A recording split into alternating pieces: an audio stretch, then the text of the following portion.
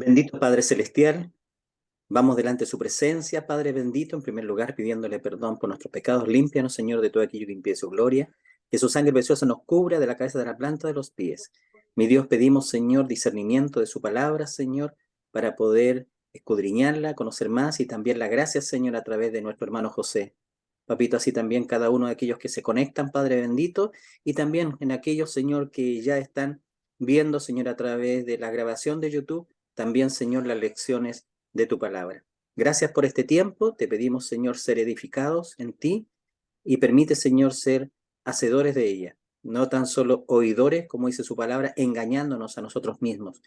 Gracias, Padre, por ser sus hijos. Gracias porque a través de Jesucristo, quien murió allí en la cruz y resucitó al tercer día, y que hoy está a la diestra de Dios Padre, oh mi Dios, tenemos esta salvación maravillosa. Permite, Señor, permanecer cada día, Señor, comunicado contigo y estar haciendo tu voluntad. Gracias por este tiempo. En nombre de Cristo Jesús. Amén. Amén, Señor. Ya, vamos a continuar, entonces quedamos en el verso 15. Vamos a leer entonces del 16 del capítulo 10 hasta el 24. Hasta ahí vamos a leer. Carlito, ¿estás por ahí? A ver si está el Carlito. Hola hermano, buenas Hola, noches. ¿cómo te va? Y bien, gracias Eh, al Señor, ¿y usted? bien, bien, gracias. ¿Cómo está para leer? Qué bueno. ¿Sí? Ya, tú puedes Bien leer del hermano, Primera Corintios, 10, tú puedes leer del 16 al 20. Yo leo hasta el dale, 24. ¿Está bien? eh, 10, 16, 10, 16 hasta el verso 20. sí, se escucha bien. ¿Sí? ¿Se escucha bien? Ya, ya hermano, Ok, ya. ya. Voy a empezar a leer. Muy bien. La copa de bendición que bendecimos no es la comunión de la sangre de Cristo. El pan que partimos no es la comunión del cuerpo de Cristo. Siendo uno solo el pan, nosotros, con ser muchos, somos un cuerpo, pues todos participamos de aquel mismo pan. Mirad a Israel según la carne. Los que comen de los sacrificios no son príncipes del altar. ¿Qué digo? Pues que el ídolo es algo o que sea algo lo que se sacrifica a los ídolos. Antes digo que lo que los gentiles sacrifican, a los demonios lo sacrifican, y no a Dios. Y no quiero que vosotros os hagáis partícipes con los demonios. No podéis beber la copa del Señor y la copa de los demonios. No podéis participar de la mesa del Señor y de la mesa de los demonios. ¿O provocaremos a celos al Señor? ¿Somos más fuertes que Él? Todo me es lícito, pero no todo conviene. Todo me es lícito, pero no todo edifica. Ninguno busque su propio bien, sino el del otro. Hasta ahí nomás. Vamos a leer hoy día. Bien, entonces, lo que vimos la vez pasada tiene que ver con, con las cosas en contra de Dios la actuación en contra de Dios que cometieron su pueblo en el desierto, ya que vimos lo relacionado con la codicia, ¿verdad? Con la idolatría, con la fornicación, con la tentación y la murmuración, que vimos los casos. Y verso 11 dice que estas cosas le acontecieron como ejemplo, modelo o tipo, y están escritas para amonestarnos a nosotros, a quienes han alcanzado los fines de los siglos, es decir, en este tiempo, esta dispensación, que es llamada también en los fines o la consumación de los siglos, es decir, desde la venida del Señor comienzan a terminar los tiempos, el fin de los tiempos. Entonces también está hablando, el verso 12 lo vimos relacionado con la tentación, que no os ha sobrevenido ninguna tentación que no sea humana, pero fiel es Dios, que no os dejará ser tentados más de lo que podéis resistir, sino que dará también juntamente con la tentación la salida para que podáis soportar, para que no digamos nosotros que no tenemos ninguna posibilidad de enfrentar las situaciones que ellos enfrentaron allí en el desierto y cayeron. Nosotros sí podemos, porque habla que el Señor da juntamente con la tentación la salida para poder soportar o aguantar, o podemos decir también para permanecer en pie. Entonces, el verso 14 expresa un imperativo, un mandato que dice así: por tanto, amados míos, huid de la idolatría. Entonces, él llama a escapar de la idolatría, de no estar en ese ambiente, escapar de la idolatría, y está relacionado con lo que viene después.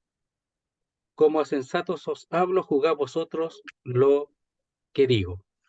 Entonces, hay que hacer aquí un juicio, ¿verdad? Un uso adecuado de la mente y de la razón para lo que viene ahora y considerarlo. Entonces él da el ejemplo, da una circunstancia, una situación, y nosotros tenemos que considerarla, y como dice, juzgad vosotros lo que digo, es decir, haced uso adecuado de la mente y de la razón. Dice entonces el verso 16, aquí vamos a comenzar, dice así: la copa de bendición que bendecimos no es la comunión de la sangre de Cristo. El pan que partimos no es la comunión del cuerpo de Cristo. Entonces aquí habla de la copa y del pan.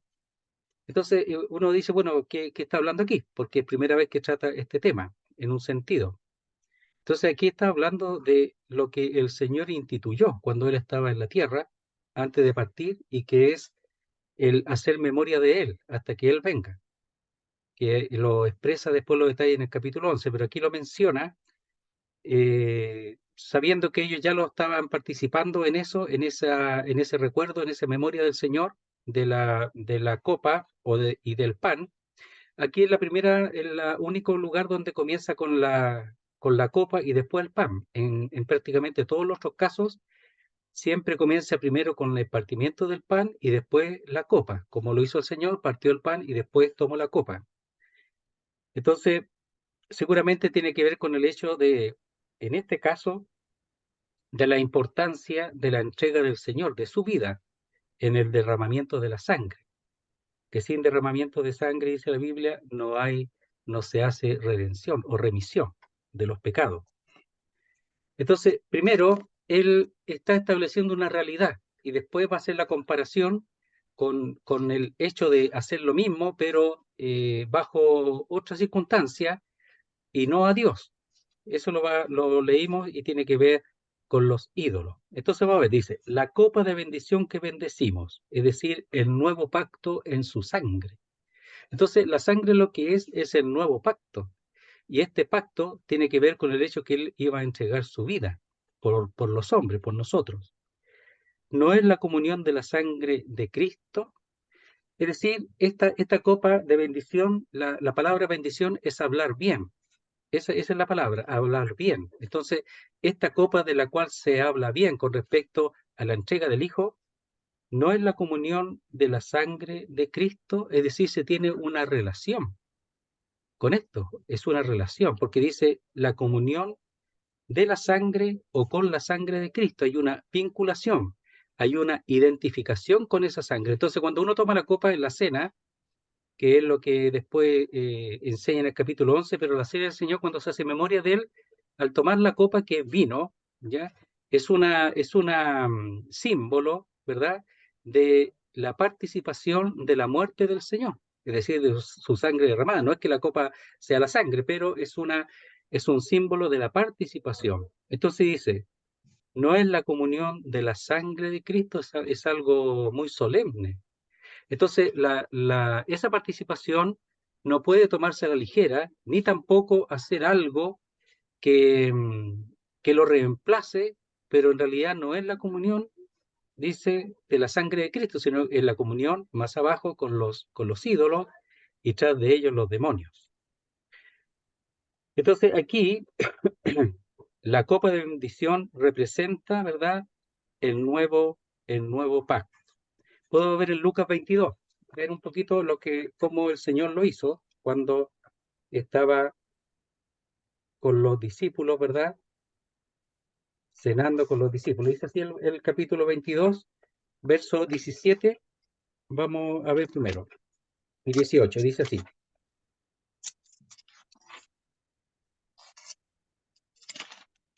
Dice, y habiendo tomado la copa, dio gracias.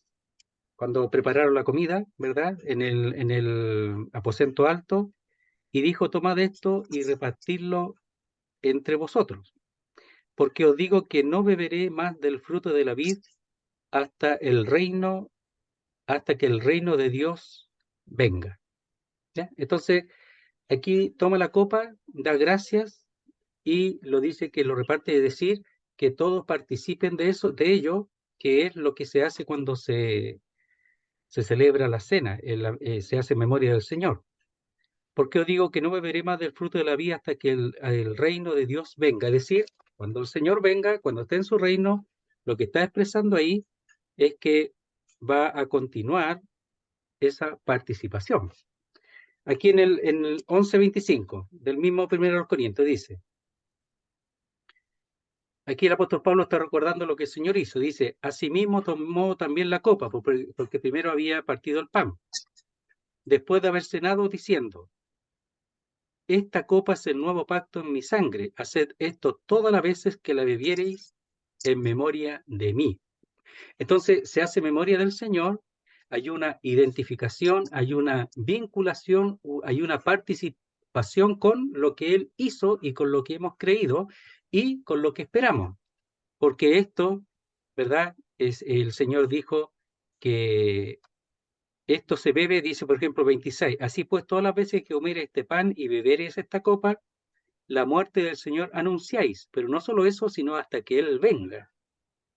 Y parece paradójico porque la muerte del Señor anunciáis hasta que Él venga. ¿Cómo va a venir si estamos anunciando la muerte? Lo que pasa es que se sobreentiende su resurrección y su ascensión al cielo, y es lo que nosotros entendemos y creemos, y que el Señor va a venir.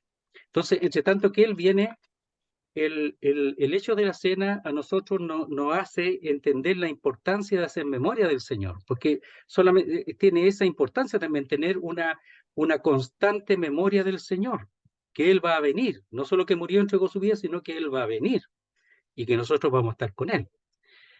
Y eso lo vamos a ver después en el capítulo 11, ¿ya? Entonces dice, pero aquí tiene la idea de manifestar la importancia que tiene el beber la copa, no es una cosa así a la ligera. Entonces dice, la copa de bendición que bendecimos no es la comunión de la sangre de Cristo, y eso es una pregunta retórica que merece una respuesta positiva. Es decir, sí es la comunión de la sangre de Cristo, es decir, la comunión con su muerte, con su vida entregada a la cruz del Calvario. Dice, el pan que partimos no es la comunión del cuerpo de Cristo, también merece una respuesta positiva, claro que lo es, por eso lo hacemos. Entonces veamos Mateo 26:26, con respecto al pan. Mateo 26:26 lo voy a leer, dice así.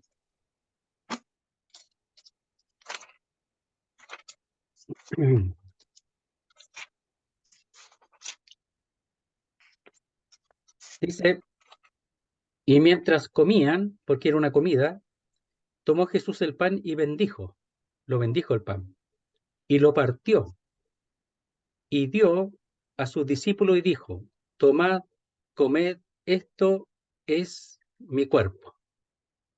Entonces es su cuerpo, pero su cuerpo partido, porque cada uno tomaba su parte. Por eso habla también de la comunidad, después habla de la participación de la mesa o del pan, es que cada uno toma su parte.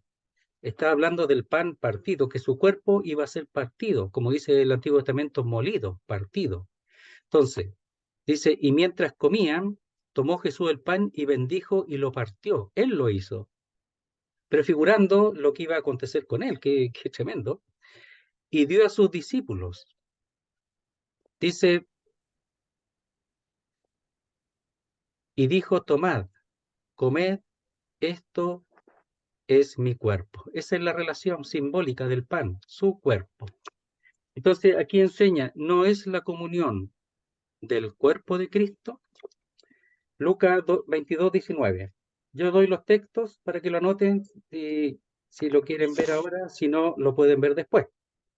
Lucas 22:19. Dice así. Y tomó el pan y dio gracias y lo partió y le dio diciendo, esto es mi cuerpo, que por vosotros es dado. Haced esto en memoria de mí. Muy parecido al del capítulo 11 de 1 Corintios. Entonces ahí él, mientras comía, en verdad, dice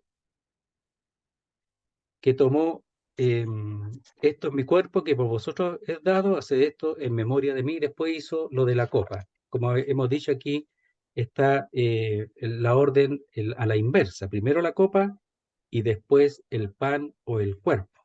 Y aquí mismo en el 11, 1 Corintios 11, 23 y 24, dice, el apóstol Pablo dice, porque yo recibí del Señor lo que también os he enseñado, que el Señor Jesús la noche que fue entregado tomó pan, y habiendo dado gracias lo partió y dijo, tomad, comed, esto es mi cuerpo que por vosotros es partido.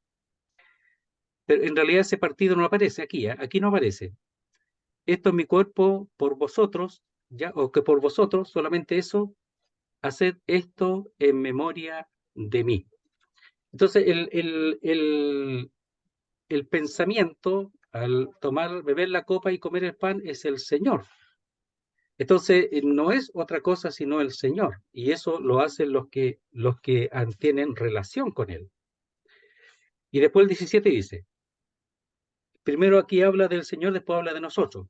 Siendo uno solo el pan, nosotros, con ser muchos, somos un cuerpo, pues todos participamos de aquel mismo pan. Entonces, arriba, en cuanto al pan y la copa, habla del Señor, que es su sangre y es su cuerpo. Pero también aquí está enseñando algo que no enseña en ningún otro lugar, relacionado con la cena del Señor, de que siendo uno solo el pan, dice, nosotros con ser muchos somos un cuerpo. O sea, también tiene relación con nosotros. Pues todos participamos de aquel mismo pan. La palabra es importante aquí, es participar, que literalmente es tener con. Esa es la palabra participar, se forma de dos palabras, tener con, y habla de compañerismo.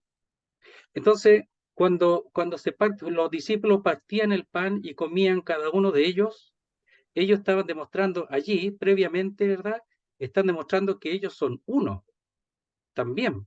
No solamente están tomando la copa y el pan de aquel uno que es el Señor, sino que ellos también, al participar, ellos también son uno.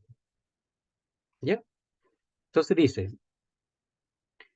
siendo un solo el pan. Miremos aquí en el 12:13, 1 Corintios 12:13. Aquí habla del Espíritu Santo, pero vamos a ver el hecho de que somos un cuerpo. Dice, porque por un solo Espíritu fuimos todos bautizados en un cuerpo, es decir, hacia un cuerpo, hacia el cuerpo del Señor, pero también nosotros somos uno. Sean judíos o griegos, sean esclavos o libres, y a todos se nos dio a beber de un mismo espíritu. O sea, el hecho de ser bautizado hacia un cuerpo y ser bautizado con uno y el mismo espíritu, eso nos hace ser uno. ¿Ok? Entonces dice, veamos Juan 17, 21 al 23. Ahí está la oración del Señor, llamada la oración sacerdotal del Señor, ¿ya? 17, 21 al 23 dice así. Vamos a leer una parte nomás. Dice, ora por los discípulos, por los que están, por los que van a quedar, porque Él se va. Y dice, para que todos sean uno, como tú, oh Padre, en mí y yo en ti. Que también ellos sean uno en nosotros, para que el mundo crea que tú me enviaste. Que sean uno solo. La gloria que me diste yo les he dado, para que sean uno, así como nosotros somos uno. Es decir, así como está la unidad de Dios, que son tres personas, pero son una unidad, también nosotros, siendo muchos, somos uno en Él. Pero somos un cuerpo, un solo cuerpo. Después en Efesios vamos a ver que la iglesia es la plenitud de Cristo como un cuerpo. Dice, yo en ellos y tú en mí, para que sean perfectos en unidad, es decir, como uno, para que el mundo conozca que tú me enviaste y que los has amado a ellos como también a mí me has amado. Entonces, ahí en Juan está hablando y orando al Señor para que sean uno, porque son uno, pero que en la práctica, en la vida práctica, ¿verdad? En la vida en este mundo, sean uno, como realmente lo son en el Señor. Entonces, siendo uno solo el pan, nosotros con ser muchos somos un cuerpo. Un cuerpo. Entonces, cuando se está participando de ese pan, tiene que ser un solo pan. Algunos ponen muchos panes. Y me parece que eso sale de lo que aquí está enseñando. Porque es un solo pan. Ahora, ese pan es partido muchas veces. Lo parte el primero, ¿verdad? Y después cada uno saca su parte. Participan del un mismo pan, porque la idea, el símbolo, es un cuerpo. Con el vino es distinto, porque puede ser, el vino se puede echar en una copa y después se puede dividir, no hay ningún problema, pero el pan tiene que ser uno solo, así como la copa una sola, aunque después se divida en más copas en algunos casos, y eso no es tan complejo como, como, el, como lo es el asunto del pan, que tiene que ser uno solo. Yo he visto en la asamblea incluso que en otros lugares que ponen varios panes, ¿ya? Entonces, pero el símbolo es distinto aquí. El símbolo amerita que sea un solo pan. Entonces dice, siendo uno solo el pan, nosotros con ser muchos somos un cuerpo, como el pan. O sea, el pan es la figura también de que nosotros somos uno. Pues todos participamos de aquel mismo pan. Y como ejemplo, muestra lo que acontecía en el Antiguo Testamento, lo que pasaba con los sacerdotes, ¿verdad? Y no solamente con los sacerdotes, sino había un sacrificio en que participaban también el pueblo. Dice así, mirad a Israel según la carne, es decir, el Israel físico, ¿ya? No creyente necesariamente, sino el Israel físico, los que comen de los sacrificios, no son partícipes del altar. Entonces, aquí tenemos un altar, pero ese altar es dedicado a Jehová, a Dios. Eso es sumamente importante aquí. Entonces, cuando dice no son partícipes, ahí la palabra es comunión.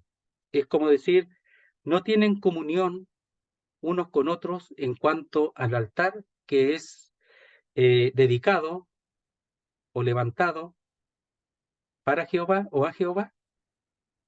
Entonces dice que hay que observar, ¿ya? Y ese mirar aquí es un imperativo, es decir, nuevamente, como hemos visto antes, ¿verdad? Los ejemplos de los pecados en que ellos cayeron para no caer en esos pecados, aquí también está llamando a mirar en el Antiguo Testamento, ¿verdad? Los ejemplos para que nosotros veamos que ellos participan de un altar, pues, un solo altar dedicado a Jehová, no de varios altares, sino uno solo. Leamos en Levítico, para eso en Levítico capítulo 7. Vamos a leer versos 14 y 15. Esta es la ley del sacrificio de paz, ¿ya? Porque el holocausto era todo dedicado al Señor. Del holocausto no se comía nada. Era todo completo dedicado a Dios, el holocausto, como la dedicación del Señor plena y completa a Dios, a quien Él se dedicó primeramente. Primero a Él y eso en beneficio a nosotros. Pero aquí está el sacrificio de paz, ¿verdad? Que tiene que ver con un sacrificio en que se comparte y se participa, está participando Dios y también el pueblo de Israel. Es un sacrificio de participación. Aquí comían todos. Era ofrecido a Dios, pero también comían el pueblo de Dios, los creyentes. Y ese es un ejemplo bastante importante que tiene mucho que ver con la participación y la comunión. Por eso dice ahí, no son partícipes o no tiene comunión con el altar dedicado a Jehová. Entonces dice así aquí el 14 y el 15.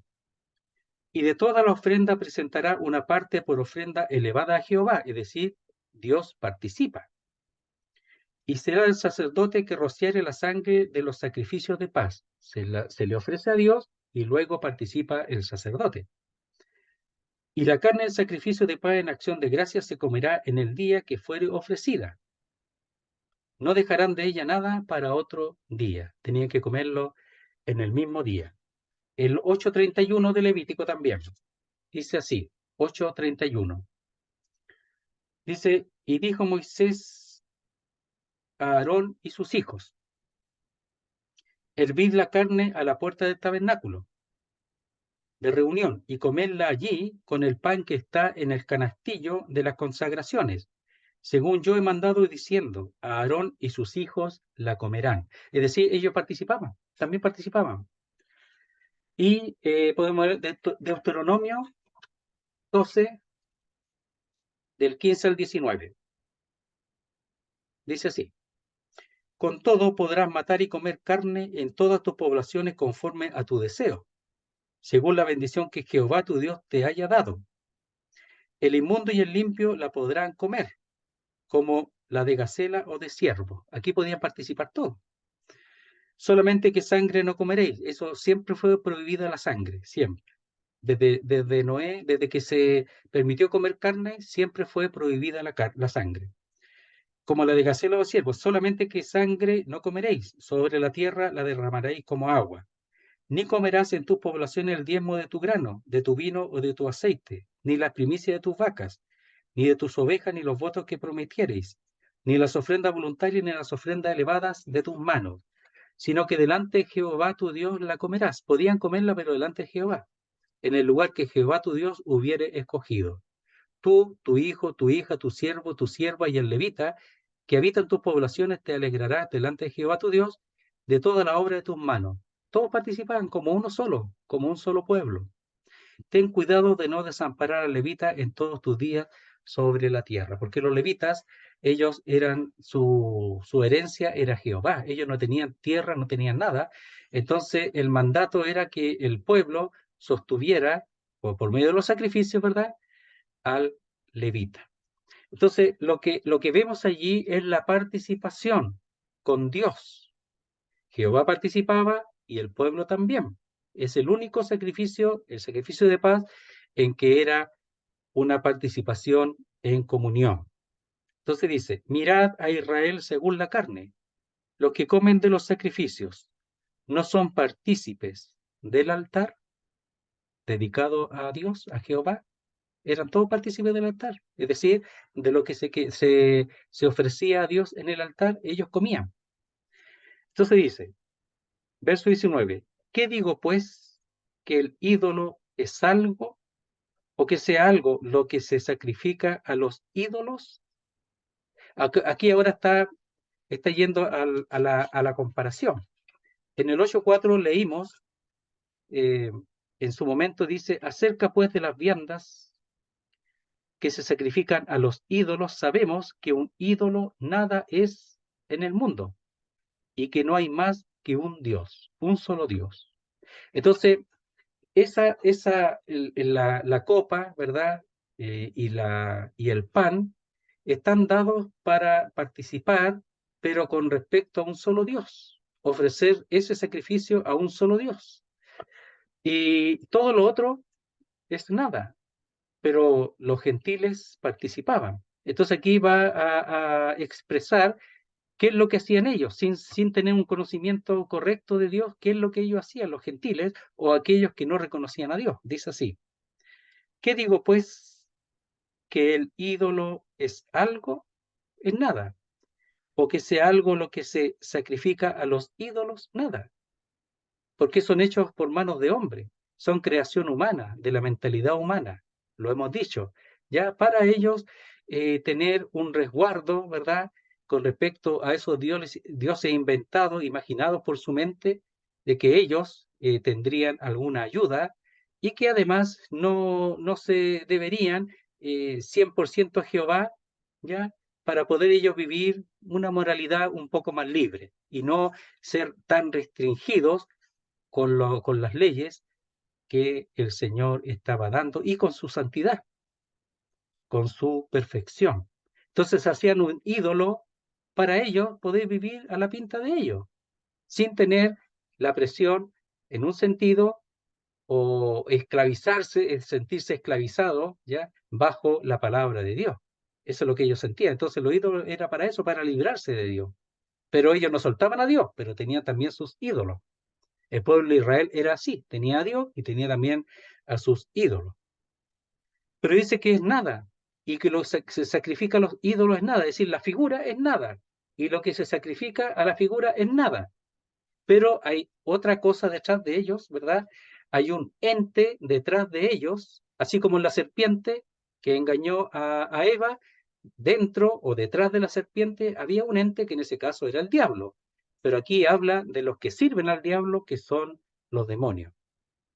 Entonces un ídolo nada es. El problema es el servicio que se les da y lo que hay detrás.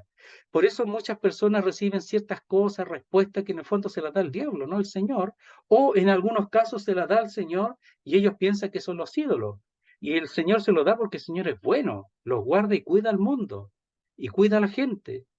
Pero en el fondo ellos mismos no es su devoción Dios mismo, sino los ídolos.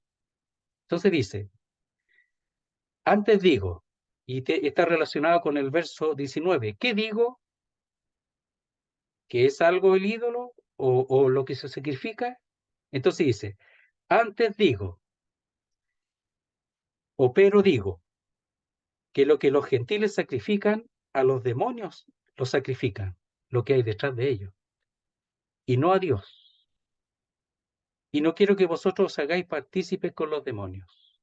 Algunos pensaban también que a través de los ídolos podían llegar a Dios, hacían sus propios dioses, pero también que podían llegar a Dios, que era todo lo mismo. Por eso mucha gente, no, pero si el Dios es el mismo, si es todo lo mismo, es todo igual, no hay problema. Pero Dios no ha dado ninguna autorización o autoridad para hacer ídolos y que a través de esos ídolos poder llegar a Dios, como algunos lo pretenden. En el fondo son dioses a su medida, según lo que ellos desean. Entonces, repitiendo el verso anterior, el decir, dice, pero digo que lo que los gentiles sacrifican u ofrecen, a los demonios lo sacrifican, y muchos sin saberlo. Ellos piensan que el ídolo es un dios y que le va a responder. Lo vimos la vez anterior, que de un palo, ¿verdad?, hacían leña y del sobrante hacían un ídolo. Eso hacían los judíos. Hacían un ídolo del sobrante de la madera que le quedaba después de calentarse o después de asar la carne, la comida.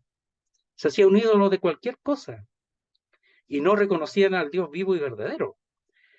Entonces, el diablo, en este caso sus huestes, los que le sirven, se aprovecha de todo lo que la ignorancia y la dureza de los hombres. Entonces, ellos se aprovechan de eso, de esa incredulidad, de desear despegarse de un Dios que es santo y decir, como les dijo al principio, seréis como Dios. Vosotros podéis hacer vuestras propias cosas, no necesitáis estar dependiendo de un Dios tan severo, según como engañó a Eva. Entonces, antes digo que lo que los gentiles sacrifican, a los demonios lo sacrifican, y no a Dios. ¿Bien? Entonces, ese es el primer punto aquí. Veamos un poquito. Salmo 96:5. Lo que dice Dios con respecto a los ídolos. Salmo 96:5. Dice así: porque todos los dioses de los pueblos son ídolos. ¿Sabe usted que llegaba un momento que en cada esquina tenía un ídolo? En cada esquina tenían un ídolo. Llegaron a ese punto, el pueblo de Dios. Entonces dice, porque todos los dioses de los pueblos son ídolos, pero Jehová hizo los cielos. Los ídolos nunca hicieron nada. Los ídolos nunca respondieron. Nunca. El caso de Elías, ¿verdad? En el Monte Carmelo, con aquellos 450 profetas, clamaron a sus dioses y nunca respondieron. En cambio, él clamó a su Dios y el Dios verdadero respondió. Y dice que lamió de aquel altar, de aquel sacrificio, aún el agua que estaba a la orilla, para que se dieran cuenta que él es el Dios verdadero y no el Dios de los idólatras. Entonces dice, porque todos los dioses de los pueblos son ídolos, y esa palabra ídolos algunos lo traducen naderías, o sea que son nada, o demonios. Eso lo traducen algunos, pero Jehová hizo los cielos. Entonces Dios es otra cosa, es el Dios verdadero. Y ellos estaban cambiando, ¿verdad?, a los ídolos en lugar de Dios. Pero lo que ellos no sabían era eso. Y aquí el Señor está informando a los creyentes que lo que sacrifican, dice, lo que sacrifican los gentiles, a los demonios lo sacrifican. Entonces ellos tienen que tener cuidado de no tener comunión con eso, con los ídolos. Apocalipsis 9:20 dice así, Apocalipsis 9:20. Y los otros hombres que no fueron muertos con estas plagas, ya en el tiempo de las tribulaciones, ni aun así se arrepintieron de las obras de sus manos, es decir, de los ídolos, ni dejaron de adorar a los demonios. ¿Y por qué se adora a los demonios? Bueno, porque detrás de las obras de sus manos, de los ídolos, están los demonios.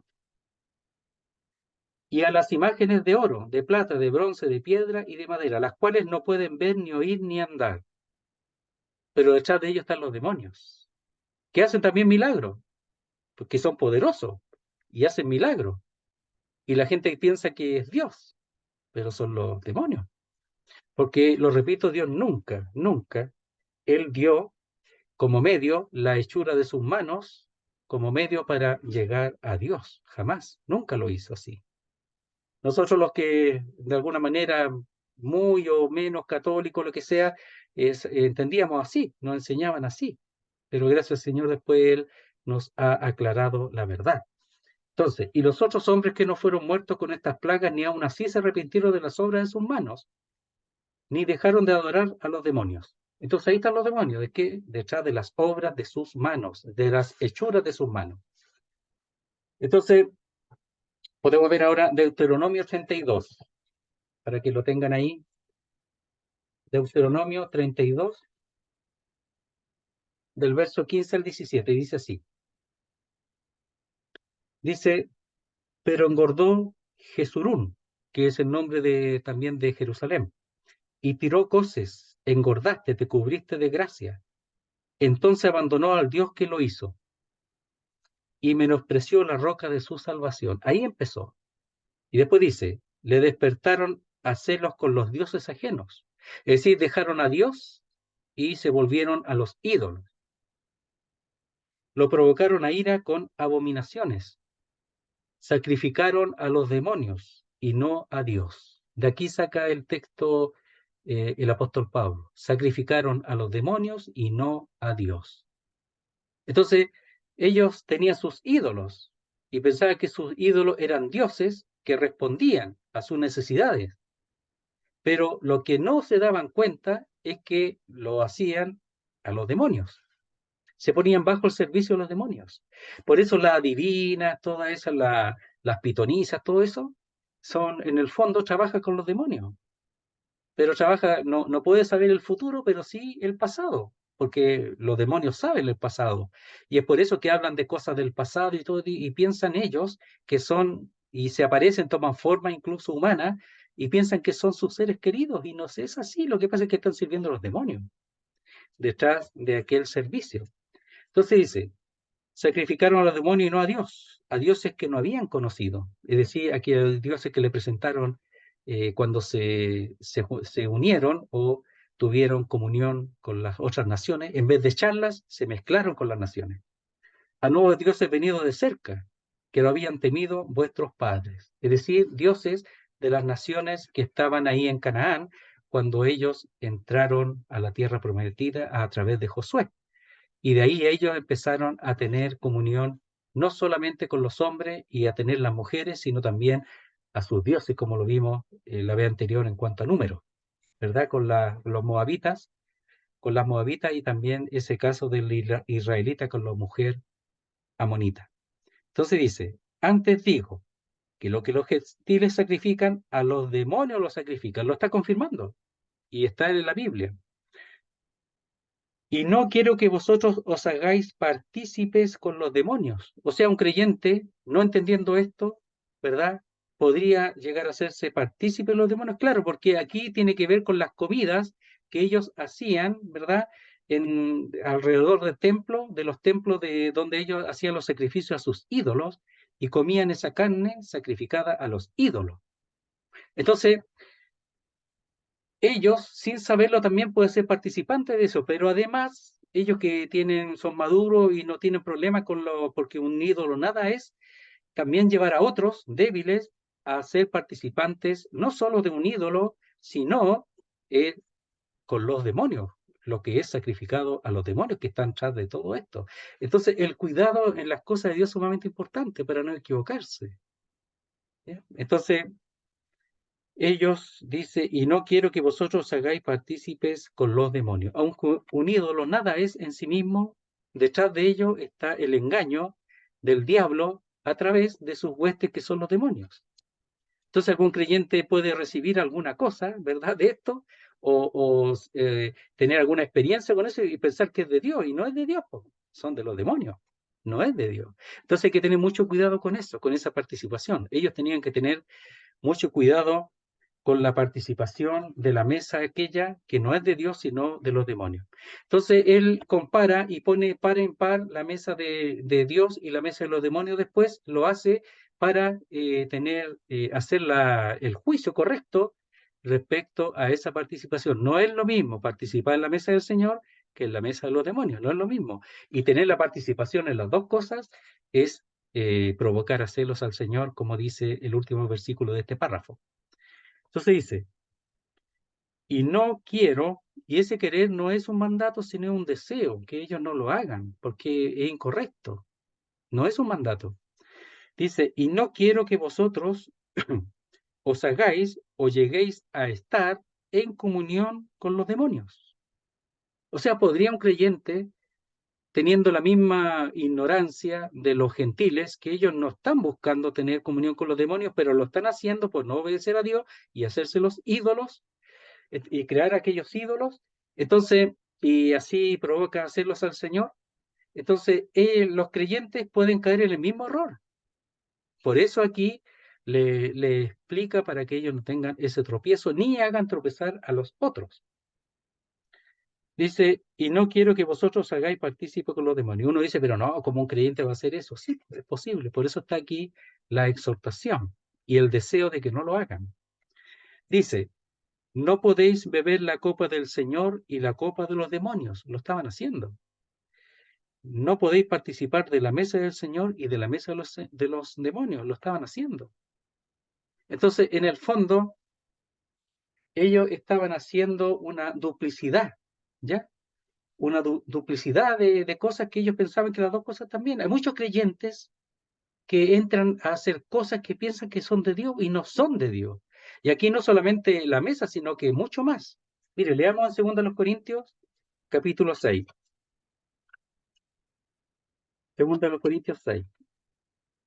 Dice así, verso 14.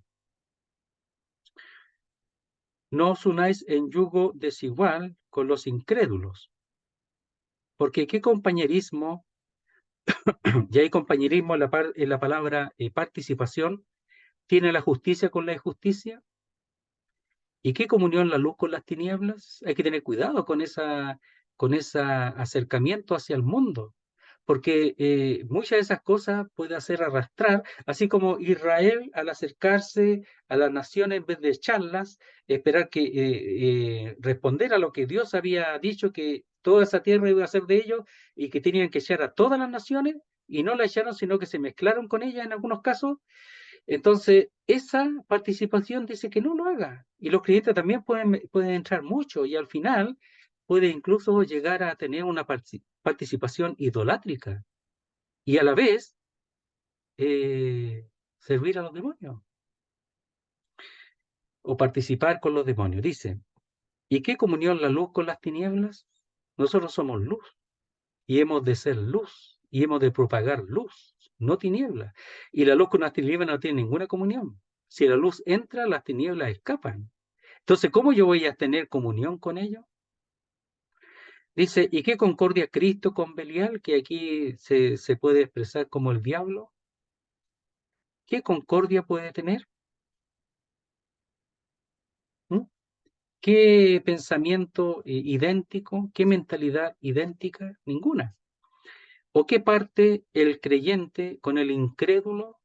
Y hay parte, llama la atención porque hay parte ahí, se usa mucho con la herencia. ¿ya? La herencia, la parte, ¿ya? De la participación, la parte de la herencia. ¿O qué parte del creyente con el incrédulo? Nosotros tenemos otras cosas. El incrédulo tiene otras cosas. Él espera otras cosas. Nosotros tenemos algo superior.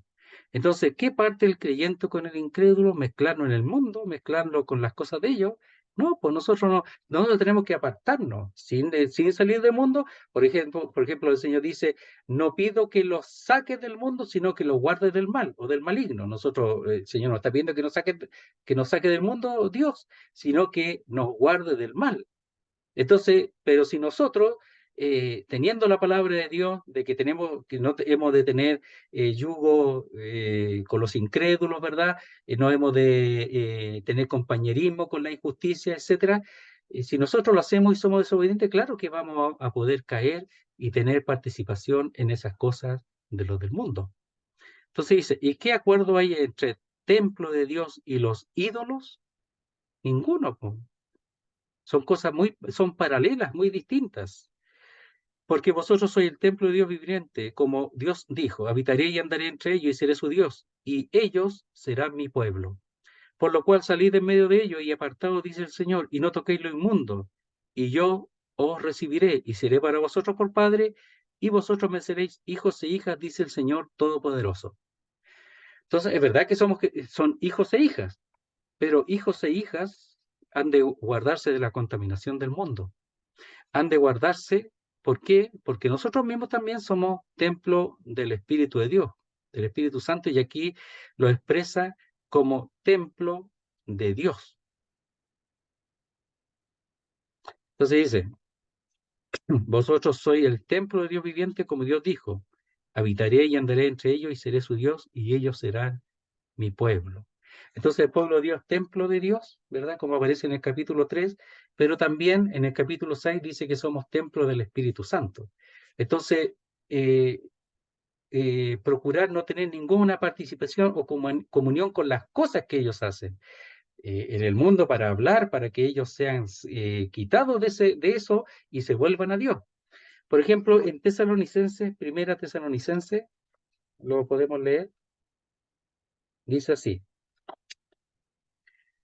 Dice, verso 9, 1:9 de primera Tesalonicenses. Porque ellos mismos cuentan de nosotros la manera en que nos recibisteis y cómo os convertisteis de los ídolos a Dios para servir al Dios vivo y verdadero. La mejor traducción aquí es esta.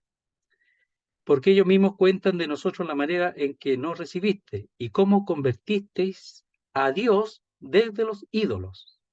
Es decir, aquí no hay que no procuraron ellos a quitarle los ídolos o sacarlos de los ídolos. Sí, el mensaje era que ellos se volvieran a Dios. Y al convertirse a Dios, dejaron los ídolos. Entonces, ¿cómo vamos a volver de nuevo a los ídolos? ¿Cómo va a hacer eso si Dios nos sacó de ahí?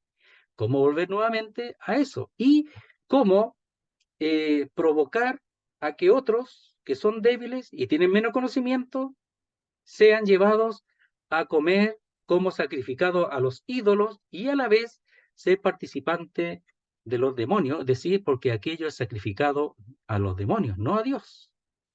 Entonces dice, ¿y cómo convertisteis a Dios desde los ídolos? Para servir al Dios vivo y verdadero. Entonces, servir al Dios vivo y verdadero, eso. Lo otro no es necesario para no tener esa participación y para no afectar a los demás. Aunque un ídolo nada es, detrás de los ídolos están los demonios. Entonces, eso es lo que el apóstol Pablo procura que ellos sean guardados y que sea guardado el pueblo de Dios en santidad y en apartarse de ese servicio, que puede ser por ignorancia, pero aquí ya no son ignorantes, porque Pablo se lo está dando a conocer para que ellos se guarden y se cuiden. Entonces dice, verso 20, antes digo que lo que los gentiles sacrifican, a los demonios los sacrifican. Eso no lo sabían. Y no a Dios. Y no a Dios. No, no es a Dios. Dios no recibe esos sacrificios para nada. Y no quiero que vosotros hagáis partícipe o tengáis comunión con los demonios. ¿Podría un creyente tener comunión con los demonios? Sí. Entonces hay que cuidarse de eso. No podéis beber la copa del Señor y la copa de los demonios a la vez. No puede. No puede hacer eso. Está participando en la comunión con los creyentes y participar de la copa y después ir a tomar, beber allá con aquello que es sacrificado o ofrecido a los demonios. No podéis participar de la mesa del Señor, que aquí tiene que ver con el pan, y de la mesa de los demonios. No puede haber un dualismo aquí, no puede haber una cosa paralela entre Dios y los demonios. No puede hacer eso, y como lo decía, tampoco motivar a otros a que participen de eso y caigan en este error. Dice, ¿o provocaremos a celos al Señor? ¿Somos más fuertes que Él? ¿Ya? Entonces, la palabra ahí provocar es despertar, conducir, ¿ya? Y el celo habla de una incitación intensa, pero habla de su justa indignación. O provocaremos, o despertaremos, o conduciremos a celos al Señor. Somos más fuertes que Él. Y ahí hay una palabra que no se traduce aquí, pero es la palabra no, ¿ya? Que también se traduce como acaso. ¿Acaso somos más fuertes que Él? Entonces, el Señor hace juicio, el Señor hace juicio, castiga, el Señor disciplina cuando no se es obediente. Entonces, ponerse como más fuertes que el Señor no es posible. Mire, leamos al respecto de Deuteronomio 32. Estábamos cerquita aquí, pero del 16 al 21.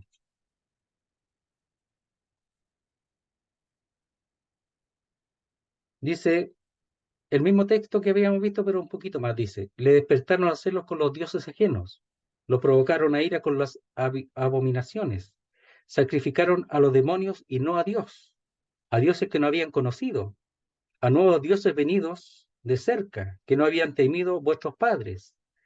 De la roca que te creó te olvidaste, te has olvidado de Dios tu creador. Dejaron a Dios.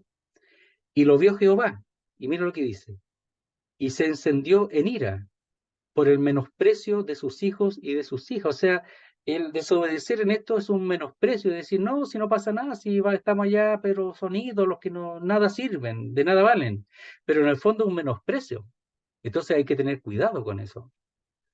Dice, y dijo, esconderé de ellos mi rostro, veré cuál será su fin, porque son una generación perversa, hijos infieles, el ejemplo de lo que hicieron los israelitas.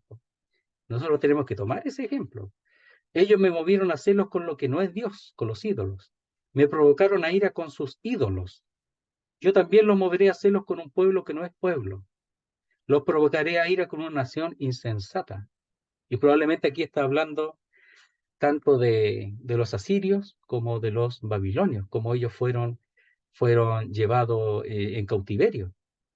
Y ahí especialmente en los babilonios eran súper idólatras. Y allí ellos, una de las cosas que Dios que provocó ese cautiverio fue que ellos dejaron los ídolos. En general los dejaron, no absolutamente, pero en general dejaron la idolatría.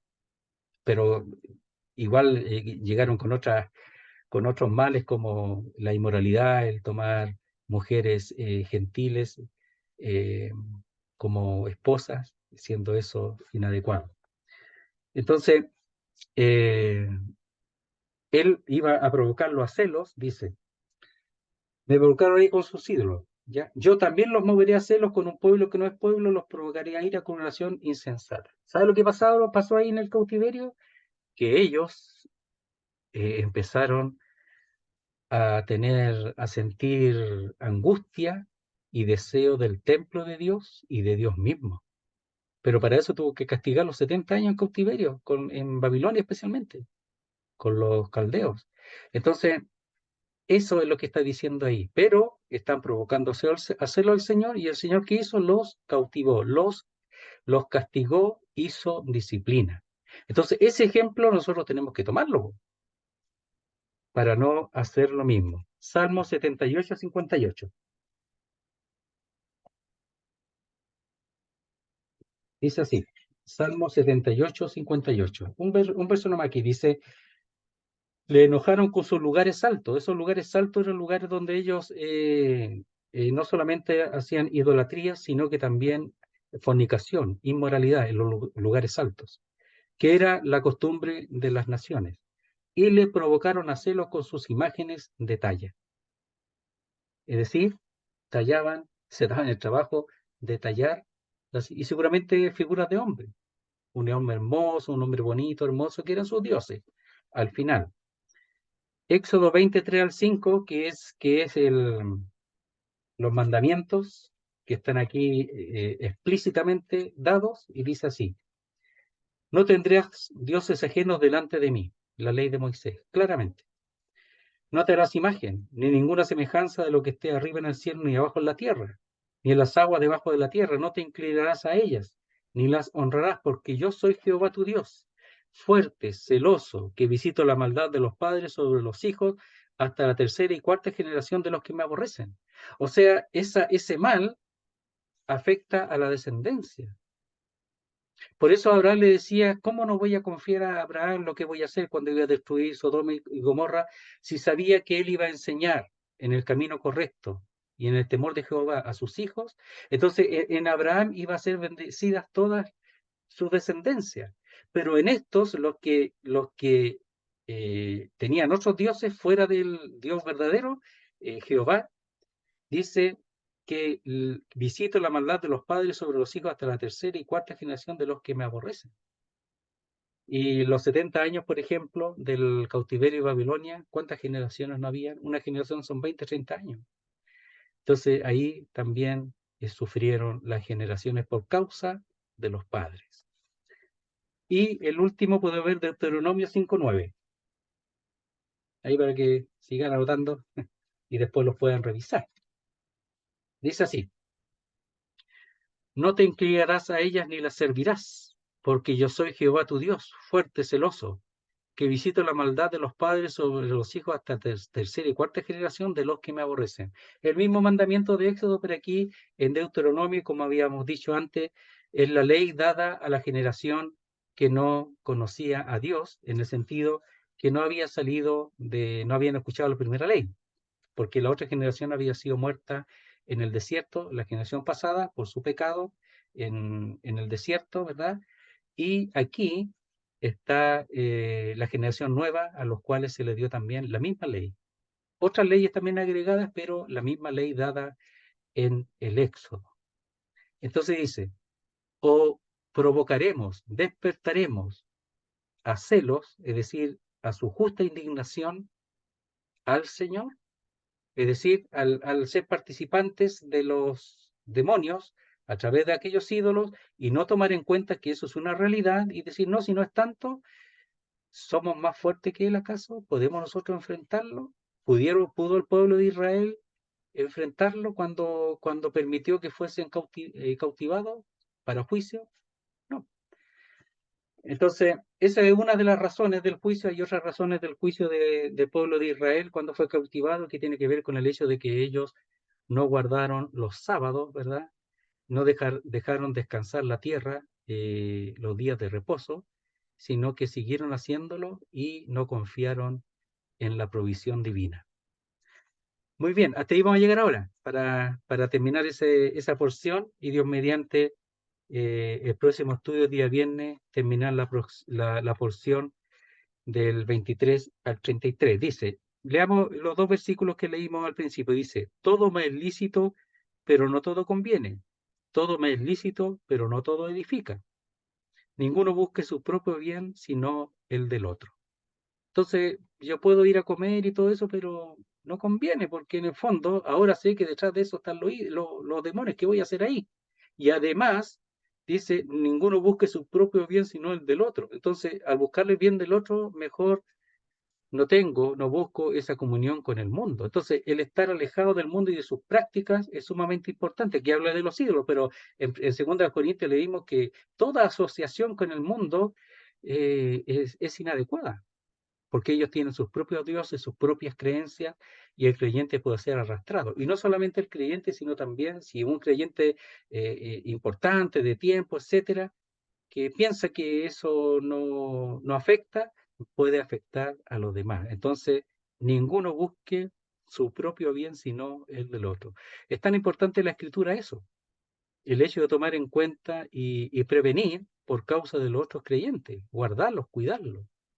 Y si dice aquí, dice al final que él no comería, a ver, eso lo vimos acá, me parece en el 8, dice, por lo cual si la comida le es a mi hermano ocasión de caer, no comeré carne jamás. ¿Ya? Es decir, por siempre, eternamente, esa es la palabra, para no poner tropiezo a mi hermano. Entonces dice, ninguno busque su propio bien, sino el del otro. O sea, nuestra vida, nuestra experiencia, nuestro testimonio también, no es solamente para el mundo, sino también para cuidar al resto del pueblo de Dios. Muy bien, hasta ahí vamos a llegar ahora. Si hay preguntas, dudas, se pueden hacer después de orar al Señor para que podamos ver ese tema. Hermano Leoncio, ¿podemos pedirle que si puede orar para terminar la reunión? ¿Se escucha? A ver.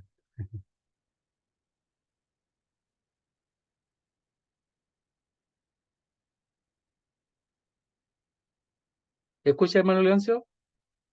Tiene problema, parece, con el... Estaba, ahora sí, ¿me Sí, ahora escucha? sí. Sí, ¿puedo pedirle Si que no, ore que estaba, para terminar? llegué tarde. Sí, bien, Ya, bien. oremos, oremos. Nuestro Ya. Dios, aquí estamos delante de ti.